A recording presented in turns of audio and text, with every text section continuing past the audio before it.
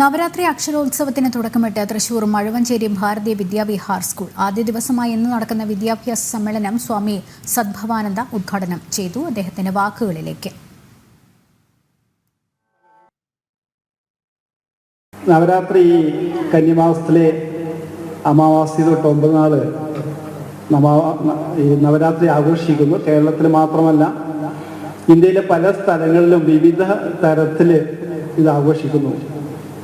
കൽക്കട്ടയിലെ ദുർഗാപൂജയായിട്ടും അതുപോലെ കർണാടകത്തിലെ ദസറയായിട്ടും എല്ലാ സ്ഥലങ്ങളിലും ദേവിയെ ആരാധിക്കുന്നുണ്ട്. മാതൃപൂജ പുരാതന കാലം മുതലേ മാതൃപൂജയുടെ പ്രാധാന്യം നമുക്കറിയാം. കാരണം നമ്മൾ അമ്മയോടാണ് കൂടുതൽ സ്വാതന്ത്ര്യം നമുക്കെല്ലാം പറയാനും. അതുപോലെ മാതൃപൂജയിലൂടെ ദേവിയെ ആരാധിക്കുന്നതിലൂടെ നമുക്ക് വേണ്ടതെല്ലാം കിട്ടും. ഭൗതികമായ ഐശ്വര്യവും അതുപോലെ ജ്ഞാനമായാലും എല്ലാം തന്നെ ദേവിയെ ആരാധിക്കുന്നതിലൂടെ നമുക്ക് കിട്ടും. അപ്പോൾ ആ മാതൃദേവിയെ ആരാധിക്കാനുള്ള ഒരു പ്രധാന ദിവസങ്ങളാണ് ഈ നവരാത്രി. പലരും വായിച്ചിട്ടുണ്ടാവും ശ്രീരാമകൃഷ്ണദേവന്റെ കഥ. ശ്രീരാമകൃഷ്ണദേവൻ ചെറുപ്പത്തിൽ അദ്ദേഹം കാളീക്ഷേത്രത്തിലെ പൂജാരിയായിരുന്നു. അപ്പൊ അദ്ദേഹത്തിന് സംശയം തോന്നും, ഈ കാളി ദേവി ഈ വിഗ്രഹത്തിന് ജീവനുണ്ടോ, അല്ല വെറും വിഗ്രഹമാണോ, വെറും മൺ വിഗ്രഹമാണോ എന്നുള്ള സംശയം തോന്നിയിട്ട് നിരന്തരം ദേവിയോട് അദ്ദേഹം കരഞ്ഞ് പ്രാർത്ഥിക്കും. അവസാനം അദ്ദേഹം വ്യാകുലതയോട് ദിവസേന കരഞ്ഞ് പ്രാർത്ഥിച്ച് നിരന്തരമായ ധ്യാനത്തിലും ജപത്തിലും കഴിഞ്ഞ് അവസാനം ദേവി വിഗ്രഹത്തിനടുത്തുള്ള വാളെടുത്ത് സ്വയം എനിക്ക് ദേവി ദർശനം കിട്ടുന്നില്ലല്ലോ എന്ന് വിചാരിച്ച് അദ്ദേഹം ആ വാളെടുത്ത് സ്വയം വെട്ടി മരിക്കാൻ വേണ്ടി ഇങ്ങനെ ശ്രമിക്കും. അപ്പോഴാണ് ദേവി ആദ്യമായിട്ട് ശ്രീരാമകൃഷ്ണന് ദേവി ദർശനം ഉണ്ടാകുന്നത്. ശ്രീരാമകൃഷ്ണൻ ചെറുപ്പകാലത്തൊക്കെ ഈശ്വര ആവേശം കൊണ്ട് ഈശ്വര സമാധിയിലേക്ക് പോയിരുന്നു. പക്ഷേ ഈ ദേവി ദർശനം ആദ്യമായി കിട്ടുന്നത് ഈ കാളീക്ഷേത്രത്തിൽ വെച്ചിട്ടാണ്. പിന്നീട് പലപ്പോഴും ഭഗവാന്റെ ജീവിതത്തിൽ കാണാൻ സാധിക്കും ദേവി ഭഗവാന്റെ കൂടെ ചെറിയ പെൺകുട്ടിയുടെ രൂപത്തിൽ ഈ പൂജയ്ക്കുള്ള പുഷ്പങ്ങളൊക്കെ അരക്കാൻ വേണ്ടി സഹായിക്കുന്നതും ഈ ഭഗവാൻ കൊടുക്കുന്ന നിവേദ്യമൊക്കെ സ്വീകരിക്കുന്നതൊക്കെ ജീവിതത്തിൽ കാണാൻ സാധിക്കും. ശ്രീരാമകൃഷ്ണ ലീലാമൃതത്തിൽ നമുക്ക് കാണാൻ സാധിക്കും. ഇതിലൂടെയൊക്കെ നമുക്ക് നമ്മുടെ ആചാര്യന്മാര്, എല്ലാ ആചാര്യന്മാരും, ശ്രീരാമകൃഷ്ണദേവൻ മാത്രമല്ല എല്ലാ ആചാര്യന്മാരും ഋഷിമാരൊക്കെ പറയുന്നത് മനുഷ്യ ജീവിതത്തിന്റെ ലക്ഷ്യം ഈശ്വര ദർശനമാണ്. അതിനുള്ള മാർഗങ്ങളാണ് വിവിധ ദേവ ഉപാസനകളൊക്കെ. ഏത് വിഷ്ണുവായാലും ശിവനായാലും ദേവിയായാലും എല്ലാം എത്തിച്ചേരുന്നത് ഒരേ ലക്ഷ്യത്തിലേക്ക് തന്നെയാണ്. ഈ പ്രപഞ്ചം മുഴുവൻ നിറഞ്ഞു നിൽക്കുന്ന ചൈതന്യ സ്വരൂപനാണ് ഈശ്വരൻ. ആ ചൈതന്യം മനുഷ്യന്റെ ഉള്ളിലാണ് ഏറ്റവും കൂടുതൽ പ്രകാശിക്കുന്നത്. അപ്പൊ മനുഷ്യനെ അവന്റെ നിഷ്കാമ ഭക്തി കൊണ്ടും നിസ്വാർത്ഥ കർമ്മങ്ങൾ കൊണ്ടും മനസ്സിനെ ശുദ്ധീകരിച്ചാൽ ഈശ്വര ദർശനം ഈ ജന്മത്തിൽ തന്നെ നേടാൻ സാധിക്കും എന്നാണ് ശ്രീരാമകൃഷ്ണദേവനെ പോലെയുള്ള മഹാത്മാക്കളൊക്കെ അവരുടെ ജീവിതം നമുക്ക് പറഞ്ഞു തരുന്നത്. അപ്പം ദേവി പൂജയിലൂടെ ദേവി മഹാത്മത്തിൽ നമുക്ക് കാണാൻ സാധിക്കും ദേവിയെ പല വിധത്തില് ദേവിയെ പ്രകീർത്തിക്കുന്നത്. യാ ദേവി സർവഭൂതേഷു ശക്തി രൂപേണ സംസ്ഥിത, യാ ദേവി സർവഭൂതേഷു ദയാരൂപേണ, അതുപോലെ യാ ദേവി സർവഭൂതേഷു മാതൃരൂപേണ ശാന്തി രൂപേണ. ഇങ്ങനെ പല രൂപത്തിലും, പല ശക്തിയായിട്ടും അതെ മാതൃരൂപത്തിലും ക്ഷമയായിട്ടും ലക്ഷ്മിയായിട്ടും ഇങ്ങനെ വിവിധ ഭാവത്തിലൊക്കെ ദേവി ഈ പ്രപഞ്ചത്തിൽ നിറഞ്ഞു നിൽക്കുന്നു. അപ്പം ദേവി ആരാധനയിലൂടെ നമുക്ക് ഈ നവരാത്രി കാലത്ത് ഈ ദേവി മഹാത്മ്യങ്ങള്, ഞാനൊരു ഹിമാലയ യാത്ര കഴിഞ്ഞ് അത് കഴിഞ്ഞ് ഒരു വയനാട് യാത്ര കഴിഞ്ഞ് എൻ്റെ തൊണ്ടയൊക്കെ കേടുവന്നിരിക്കുകയാണ്.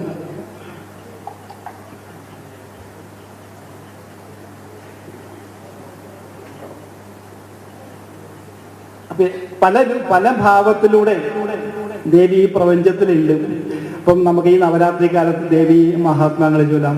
അതുപോലെ ദേവിയെ കുറിച്ച് പ്രകീർത്തിക്കുന്ന പല കീർത്തനങ്ങളുണ്ട്, ലളിതാ സഹസ്രനാമമുണ്ട്. ഇങ്ങനെയുള്ള ഗ്രന്ഥങ്ങളൊക്കെ ഈ കാലത്ത് പാരായണം ചെയ്യുന്നത് വലിയ പുണ്യം നമുക്ക് വർദ്ധിപ്പിക്കും.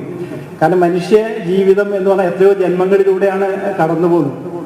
ഈ ബുദ്ധൻ തന്നെ അദ്ദേഹം രാജകൊട്ടാരമൊക്കെ ഉപേക്ഷിച്ച് ഈ ഹിമാലയ സാനികളൊക്കെ വിട്ട് കഠിന സാധന ചെയ്തിട്ട് അവസാനം അരയാൽ ചുവട്ടിൽ വെച്ചിട്ട് അദ്ദേഹത്തിന് ഈ 4-ാം യാമത്തിൽ ഈശ്വര ദർശനം, ബുദ്ധൻ അദ്ദേഹത്തിന്റെ ജീവിതത്തിൽ അത് നിർവ്വാണം എന്നാണ് പറയുന്നത്. പക്ഷെ നമുക്ക് ശ്രീരാമകൃഷ്ണദേവന് കിട്ടിയ പോലെ അല്ല ഋഷിമാർക്ക് കിട്ടിയ പോലെ മനസ്സിനും ഇന്ദ്രിയങ്ങൾക്കെല്ലാം അതീതമായി സഞ്ചരിച്ചിട്ട് ഒന്നും എത്താത്ത ആ അവസ്ഥയിൽ ഉള്ള ഉപനിഷത്തൊക്കെ പറയുന്ന വേദങ്ങൾ പറയുന്നവരെ ആ ഒരു തലത്തിൽ ഉള്ളൊരു അവസ്ഥയാണ്, ഒരു ആനന്ദമാണ് ഈശ്വര ദർശനം എന്ന് പറയുന്നത്. നവരാത്രി അക്ഷരോത്സവത്തിന് തുടക്കമിട്ട തൃശൂർ മഴുവഞ്ചേരി ഭാരതീയ വിദ്യാവിഹാർ സ്കൂൾ ആദ്യ ദിവസമായ ഇന്ന് നടക്കുന്ന വിദ്യാഭ്യാസ സമ്മേളനം സ്വാമി സദ്ഭാവനാനന്ദ ഉദ്ഘാടനം ചെയ്തു. സ്കൂൾ വികസന സമിതിയും മാതൃസമിതിയും ഗ്രാമസമിതികളും ജനം ടിവിയും സംയുക്തമായാണ് അക്ഷരോത്സവം സംഘടിപ്പിക്കുന്നത്. നവരാത്രി അക്ഷരോത്സവത്തിന് തുടക്കമിട്ട തൃശൂർ മഴുവഞ്ചേരി ഭാരതീയ വിദ്യാവിഹാർ സ്കൂൾ ആദ്യ ദിവസമായി ഇന്ന് നടക്കുന്ന വിദ്യാഭ്യാസ സമ്മേളനം സ്വാമി സദ്ഭാവനാനന്ദ അല്പസമയത്തിനകം ഉദ്ഘാടനം ചെയ്യും. സ്കൂൾ വികസന സമിതിയും മാതൃസമിതിയും ഗ്രാമസമിതികളും ഒപ്പം ജനം ടിവിയും ചേർന്നാണ് അക്ഷരോത്സവം സംഘടിപ്പിച്ചിട്ടുള്ളത്. തത്സമയ ദൃശ്യങ്ങളാണ് കാണുന്നത്. വേദിയിൽ നിരവധി പ്രമുഖർ ഇരിക്കുകയാണ്. ഒപ്പം തന്നെ ആദ്യ ദിവസമായ ഇന്ന് നടക്കുന്ന വിദ്യാഭ്യാസ സമ്മേളനത്തിൽ സ്വാമി സദ്ഭാവനാനന്ദ ഉദ്ഘാടനം നിർവഹിക്കുകയാണ്.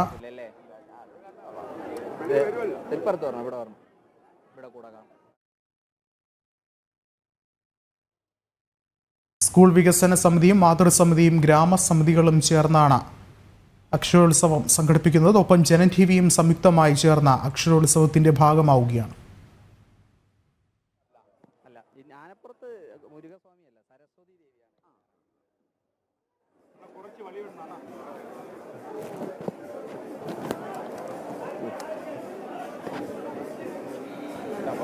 ആദ്യ ദിവസമായി ഇന്ന് നടക്കുന്ന വിദ്യാഭ്യാസ സമ്മേളനം സ്വാമി സദ്ഭാവനാനന്ദ ഉദ്ഘാടനം ചെയ്തിരിക്കുന്നു.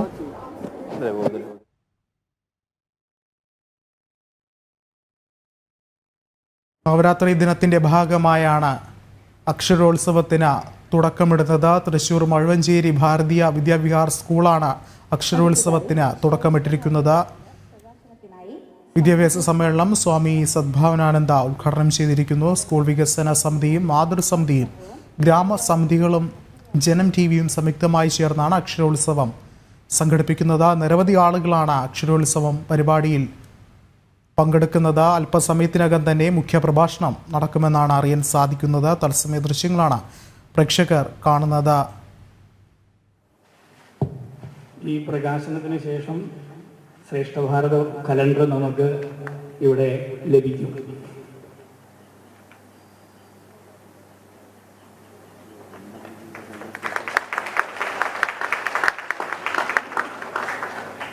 ഈ കലണ്ടറിന്റെ പ്രത്യേകത ഭാരതീയ തത്വശാസ്ത്രത്തെ കുറിച്ചിട്ടുള്ള വിശദമായിട്ടുള്ള വിവരങ്ങൾ ഓരോ പേജിലും ഉണ്ടായിരിക്കും.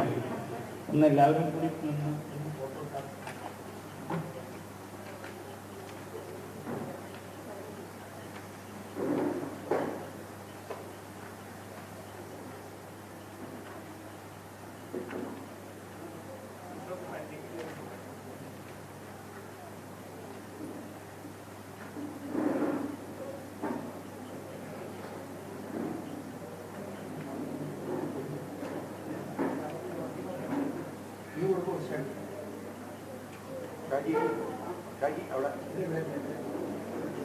ഇങ്ങനെ ഒന്ന് പിടിച്ചാൽ മതി. കുറച്ച് ചേർന്ന് രാധാകൃഷ്ണൻ സാറിന് അടുത്ത് കുറച്ച്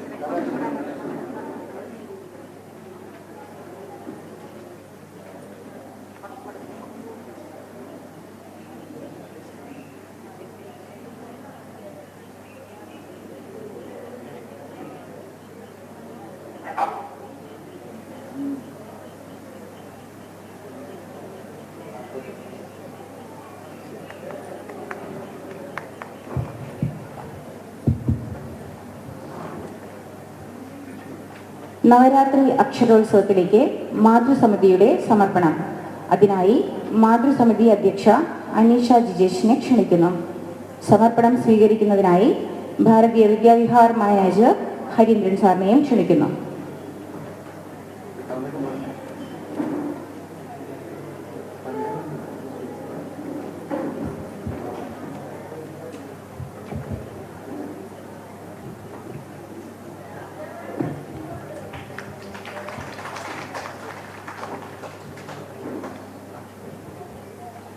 അടുത്തതായി അധ്യാപകരുടെ ഭാഗത്തു നിന്നുള്ള സമർപ്പണമാണ്.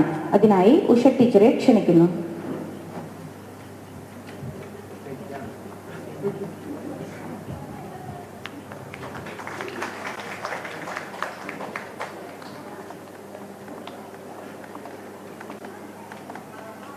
അടുത്തതായി ഈ പ്രോഗ്രാം ക്ഷണിക്കാൻ വേണ്ടി ചെന്ന സമയത്ത് രാധാകൃഷ്ണൻ സാറ് എൻ്റെ വക എന്തെങ്കിലും ഒരു സമർപ്പണം അക്ഷരോത്സവത്തിൽ വേണമെന്ന് നിർബന്ധപൂർവം പറഞ്ഞു. അദ്ദേഹത്തിൻ്റെ നിർബന്ധം ഞങ്ങൾ ഇവിടെ അംഗീകരിക്കുകയാണ്. അദ്ദേഹത്തെ നൽകുന്നതിനു വേണ്ടിയും സ്വീകരിക്കുന്നതിനു വേണ്ടി ഹരീന്ദ്രൻ മാസ്റ്ററെയും ക്ഷണിച്ചുകൊള്ളുന്നു.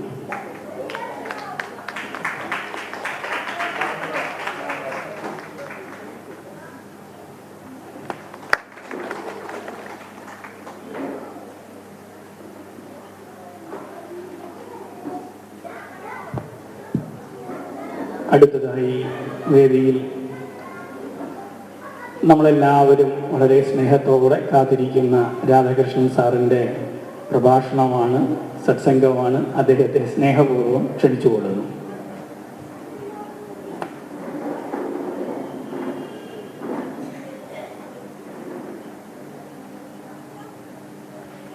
ഓം നമോ ഭഗവതേ ശ്രീ രാമകൃഷ്ണായ നമഃ. ഓം ശ്രീ ഗുരുഭ്യോ നമഃ. ഓം ശ്രീ ഗണേശായ നമഃ. ഓം ശ്രീ സരസ്വതി നമഃ. സംപൂജ്യ സ്വാമി സദ്ഭവാൻജി മഹാരാജ്, വേദിയിലിരിക്കുന്ന മറ്റ് വിശിഷ്ട വ്യക്തികളെ, ബഹുമാനപ്പെട്ട അമ്മമാരെ, സഹോദരി സഹോദരന്മാരെ, നവരാത്രിയുടെയും വിജയദശമിയുടെയും ആശംസകൾ എല്ലാവരെയും അറിയിക്കട്ടെ. ഞാൻ എൻ്റെ പ്രഭാഷണം തുടങ്ങുന്നത് ഒരു ചെറിയ സംഭവത്തിൽ നിന്നാണ്. വളരെ പണ്ട്, ഏതാണ്ട് 2500 വർഷങ്ങൾക്ക് മുൻപ്, ശരിക്കും പറഞ്ഞാൽ BC 4-ാം നൂറ്റാണ്ടിൽ, അന്ന് യൂറോപ്പിൻ്റെ ഫിലോസഫിയുടെ പിതാവായ സോക്രട്ടീസിൻ്റെ കാലം. സോക്രട്ടീസ് ഏഥൻസിൽ, ഗ്രീസിലെ ഏഥൻസിൽ എല്ലാവരെയും പഠിപ്പിച്ചുകൊണ്ടിരിക്കുന്ന സമയമാണ്. ഏറ്റവും വലിയ ഫിലോസഫറാണ്, യൂറോപ്പ് കണ്ട ഏറ്റവും വലിയ ഫിലോസഫറും ആദ്യത്തെ ഫിലോസഫറുമാണ്. അദ്ദേഹത്തെ ഒരു ബ്രാഹ്മണൻ, ഭാരതത്തിൽ നിന്നൊരു ബ്രാഹ്മണൻ അദ്ദേഹത്തെ കണ്ടുമുട്ടി. ആലോചിക്കണം, ആ കാലത്ത് ഭാരതത്തിൽ നിന്ന് ലോകത്തിൻ്റെ നാനാഭാഗങ്ങളിലേക്കും, ബ്രാഹ്മണൻ എന്ന് പറഞ്ഞാൽ ബ്രാഹ്മണ ജാതിയല്ല, സ്കോളർ അല്ലെങ്കിൽ ജ്ഞാനി, അവരെയാണ് ബ്രാഹ്മണർ എന്ന് പറയുന്നത്. അദ്ദേഹം അവിടെ ചെല്ലുന്നു, സോക്രട്ടീസിനെ കണ്ടുമുട്ടുന്നു. സോക്രട്ടീസിനോട് ചോദിക്കുന്നു, നിങ്ങൾ എന്താണ് പഠിപ്പിക്കുന്നത്? What are you teaching? അപ്പോൾ സോക്രട്ടീസ് പറഞ്ഞു, ഐ ആം ടീച്ചിങ് അബൌട്ട് മാൻ. മനുഷ്യനെ പറ്റിയാണ്, മനുഷ്യൻ എന്ന പ്രതിഭാസത്തെ പറ്റിയാണ് ഞാൻ പഠിപ്പിക്കുന്നത്.